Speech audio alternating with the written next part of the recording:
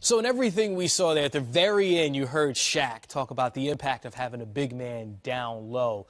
Missing guys like him in the game, is that a detriment to some of these teams to have so many big men shooting these outside shots? I think it is. And the reason why I think so is because, you know, what made our game great and what continues to make it great is the diversity in play. You had diverse styles. You had people who can do different things. And when you look at the big man today, the big man out on the perimeter actually gives the small guys a huge advantage, because a 7-footer having to play out here, you know, gives me as a smaller guy a big advantage to guard a 7-footer out here.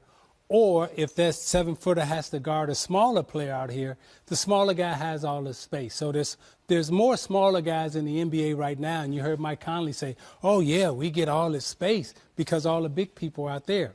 But if the big people are allowed to use their physicality again, right, and they get to play like big people as opposed to having to play like small people, I think that makes our game much more interesting.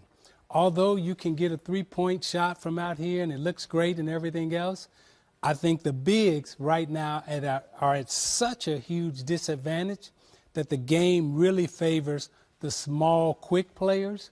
But we should allow the big guys like Shaq to come back into our game and use their physicality. And we as small people have to learn to deal with that physicality, because right now the bigs have been eliminated and brought out to the perimeter. Sam, here's a question for you.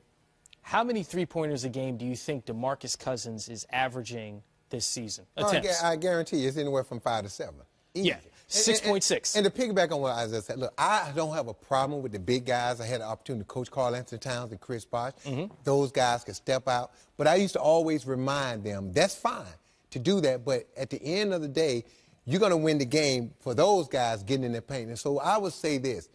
I love the evolution of the game for the big guys. They can shoot threes, but when you look at guys like DeMarcus Cousins, Karl Anthony Towns, Joel Embiid, those guys can play outside, but they can also play inside. And the thing about it, you always remind your bigs, look, when DeMarcus Cousins, I'm using him as an example because he's a dominant big guy, when he's out there shooting threes, even though he can make them, guess what he's not doing?